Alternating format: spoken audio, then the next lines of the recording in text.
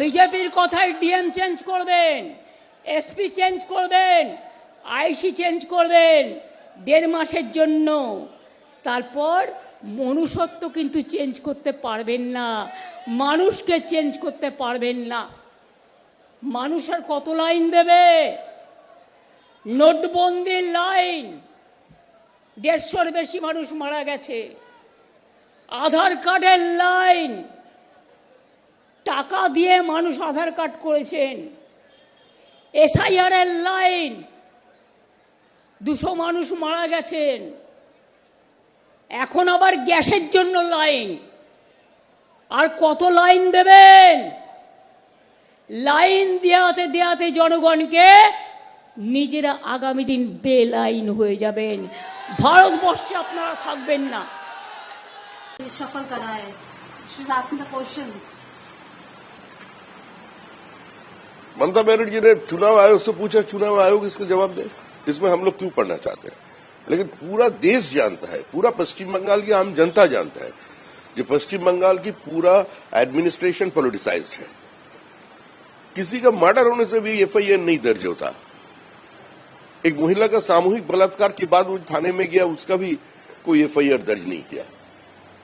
ED officer से file छीन ले रहे हैं खुद मुख्यमंत्री, चीफ सेक्रेटरी। तो अभी जो हो कम हुआ। पश्चिम बंगाल की आम जनता की ये मांग है कि 356 क्यों नहीं लगाए गए सरकार के ऊपर। लेकिन भारतीय जनता पार्टी किसी चुने हुए सरकार को 356 इंपोज करके गिराने का पक्ष में नीतिगत रूप से नहीं है। लेकिन जनता का मांग तो यही है कि 4 ट्रांसफर से क्या होगा। इसका तो पूरा परिवर्तन होना चाहिए। अफसर के तबादला या अपॉइंटमेंट से लोकतंत्र मजबूती नहीं होती। लोगों की अधिकार प्रतिष्ठा से लोकतंत्र मजबूत होती है। Grass root level participatory democracy, योगदान से हमारे देश में संविधान जो लोकतंत्र की बात कही है, हम इतने साल बाद भी उसको जमीनी सतह पर नहीं ले जा पाए। और 2 अधिकार दिया गया था लोगों को समानता के बारे में। सबका वोट का अधिकार है और कोई भी लोग वोट में खड़े हो सकते हैं। आज ईसीआई के द्वारा, केंद्र सरकार के द्वारा, राज्य सरकार के द्वारा इसके ऊपर प्रहार किया गया है। ब्यूरोक्रेसी ये नहीं चाहती है, अफसरशाही ये नहीं चाहती है कि जनता को अधिकार मिले। हमने जब 1970 में वाम मोर्चे की सरकार आई थी तो हम लोकतंत्र का प्रसार किए थे, क्योंकि आपातकाल के बाद 77 में वाम मोर्चे की सरकार आई थी। हम पंचायती राज किए थे, नगर निकाय के चुनाव करवाए थे नियमित, और अफसर लोगों के अधिकार लेकर के चुने लोगों को दिए थे। अभी ये बीजेपी और तृणमूल के जमाने में जनता के अधिकार, चुने हुए संस्थाओं के अधिकार अफसरों के ऊपर दे दिया गया है और अफसरों को इस्तेमाल किया जाता है जनता के अधिकार हरण के लिए, भ्रष्टाचार के लिए।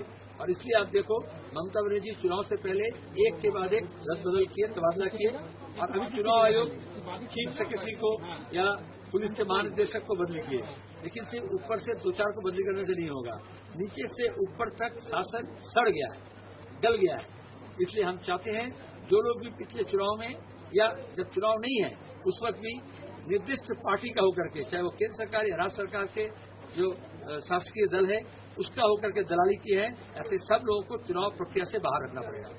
कितना निष्पक्षता रहेगा? इलेक्शन कमीशन खुद एक निष्पक्ष चुनाव के लिए जो जरूरी है वो जो निर्वाचक मंडली की जो फहरिस्त है, लिस्ट है, वो तैयार नहीं कर पाए। जो सही वोटर लिस्ट तैयार नहीं कर सकते हैं उसके लिए जुडिशरी का मदद लेना पड़ता है। तो उसके ऊपर कितना भरोसा रख सकते हैं कि निष्पक्ष चुनाव कर सकते हैं। ये ईसीआई को अपना मर्यादा को, जो खोया हुआ मर्यादा है, खोया हुआ जो साख है, उसको वापस लेना पड़ेगा। और ये चुनाव उनके लिए लिटमस टेस्ट है कि किस तरह से वो निष्पक्ष, शांतिपूर्ण ढंग से चुनाव करवा सकते हैं। ये हमें देखना है। Within hours of election dates being announced in West Bengal, the state witnessed a sweeping and unprecedented administrative overhaul. The Election Commission of India transferred 19 senior police officers in West Bengal, marking the 3rd straight day of top-level reshuffles ahead of the 2026 assembly elections. Key positions affected include DGP Piyush Pandey, Kolkata Police Commissioner Supratim Sarkar, ADG IGPs of North and South Bengal, and SPs and DCs across 13 districts. Chief Secretary Nandini Chakrabarti and Home Secretary Jagdish Prasad Meena were also replaced, while all officers transferred have been barred from poll-related duties until the elections conclude. Soon after, the focus shifted to the police hierarchy, and multiple top-level transfers occurred in quick succession. At the center of this shift is Chief Minister Mamata Banerjee, whose administration had been in place until just hours before the poll announcement. The sudden reset effectively replaces the machinery that was functioning under her leadership. West Bengal DGP Rajiv Kumar in English. You see, we have seen that Bharatiya Janata Party, they are trying their best to grab different organizations, including ECI. They have taken over the control of central agencies, etc., in different organizations. So, in this case also, after announcement of Lok Sabha election, what today we have seen, that is the reflection of BJP is trying their best to grab and monitor the functioning of this kind of organizations, including ECI. That is the reflection. Kunal Rahul चक्रवर्ती वर्तमान থেকে শনিবার दिन हाँ, ये तो गलत कदम है हमारे ख्याल में। पश्चिम बंगाल के खिलाफ एक ठो कदम है।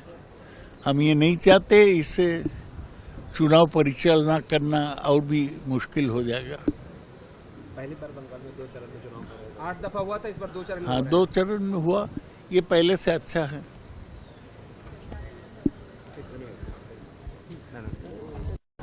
लेकिन जिस तरीके से इलेक्शन कमीशन ने होम सेक्रेटरी और मुख्य सचिव के खिलाफ एक एक्शन लेते हुए उनको हटाया है, अपने मालिकों को खुश करने के लिए चुनाव आयोग ने किया है। इनके मालिक कौन हैं?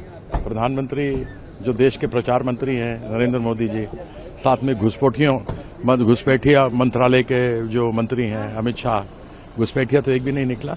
तो ये लोग किसी को भी निकाल लें, लेकिन ममता बंदोपाध्याय, ममता बनर्जी को बंगाल की जनता के दिल से नहीं निकाल सकते। बहुत भी प्रयास करेंगे, इनका कोई भी कुछ नहीं होने वाला। सर, लेकिन जब लास्ट इलेक्शंस हुए थे वो 6 to 7 फेसेस में हुए थे, इस बार 2 फेस में उनको लिमिट किया गया है। क्या लगता है आपको? कुछ प्री प्लानिंग करके इलेक्शन की डेट?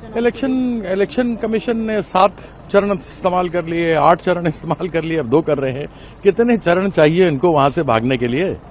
तो प्रयास तो अपनी तरफ से पूरा करते हैं, सब तरह का एक्सपेरिमेंट कर लेते हैं, उपयोग, प्रयोग, संयोग सब चलता है भारतीय जनता पार्टी का। लेकिन ये बेचारे वहां के बंगाल के लोगों को तृणमूल और ममता बंदोपाध्याय के दिल से नहीं निकाल पाते हैं। इम्पीचमेंट मोशन भी लेके। Meanwhile, BJP leaders praised the Commission's decisions, calling the removed officers very biased and asserting that their replacement was necessary for fair elections. देखिए, तो इलेक्शन कमीशन ने तय किया है ना, क्योंकि ये इतने बायस है, ये जो अफसरों को हटाया गया, इनके अगर आप कार्यकाल देखेंगे, इनकी जो डिसीजन देखेंगे, इतने बायसनेस है। ममता बनर्जी बोलेगी यहाँ पे बैठी रहो तो यहाँ पे बैठी रहेगी, खाना मत खाओ तो खाना भी नहीं खाएगी। तो ऐसे लोग हैं, तो इनको हटाना ही तो सही है। इलेक्शन कमीशन ने सही काम किया। जो अफसर ईडी के रेड पे बाधा डालने के लिए जाती है, उस अफसर को रख के इलेक्शन कराना सही है क्या? निष्पक्ष होगा क्या? सर, और भी हैं, जैसे डीजीपी हो गए, कमिश्नर हो गए, ये सब लोग सारे गए थे ना। डीजीपी गया था, और ममता बनर्जी जिसको डीजीपी बनाता है, जिसको चीफ सेक्रेटरी बनाता है, उसको अपने पार्टी का मेंबर जैसा यूज करते हैं। जैसे आप देख लीजिए, नंदिनी चक्रवर्ती को चीफ सेक्रेटरी बनाया गया, जबकि उनसे सीनियर बहुत सारे अफसर बंगाल में थे, सबको सुपरसीड करके उनको बनाया गया। उनको लक्ष्मी भंडार मिल गया, तो वो कॉम्पेंसेट करने के लिए चली गई। तो आप कह रहे हैं कि टीएमसी का ही पार्ट है ये टीएमसी के एक्सटेंडेड लीडरशिप है, फ्रेंड्स। ये टीएमसी के फ्रेंड्स है। बीजेपी का एक है ना, ओवरसीज फ्रेंड्स ऑफ बीजेपी, ऐसे एडमिनिस्ट्रेटिव फ्रेंड्स ऑफ टीएमसी है सारे। सर, पोल डेट डिसाइड हो गई है, 2 चरणों में चुनाव होने, तो भाजपा की किस तरह से? 23 और 29 तारीख को इलेक्शन होने वाले हैं, 2 चरणों में।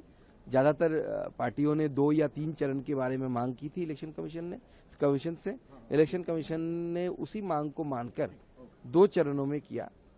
और बीजेपी पूरी तरीके से तैयार है। आपने देखा 1-2 दिन पहले मोदी जी का क्या भव्य रैली कलकत्ता में हुआ है, जो दर्शाता है कि बंगाल की जनता तय कर चुकी है कि आगे आने वाले इलेक्शन में मोदी जी की सरकार यहाँ पे बनेगी। What makes this reshuffle particularly significant is how it was executed. Traditionally, the Election Commission provides a panel of names for the state government to choose from. This time, however, it directly appointed officials, leaving the state with no say in the process. According to officials, this is the first time in recent years that nearly the entire top administrative structure of the state has been replaced within 24 hours of election dates being announced. The Commission's actions appear to be driven by concerns over electoral violence. It has asked the state government to submit a list of all police station-level officers in areas that witnessed violence during the 2024 Lok Sabha elections and the 2021 Assembly elections. Meanwhile, these political remarks reflect the larger political narrative shaping up in West Bengal, where the opposition is framing the election as a battle for democratic space, while the ruling party is gearing up to defend its stronghold.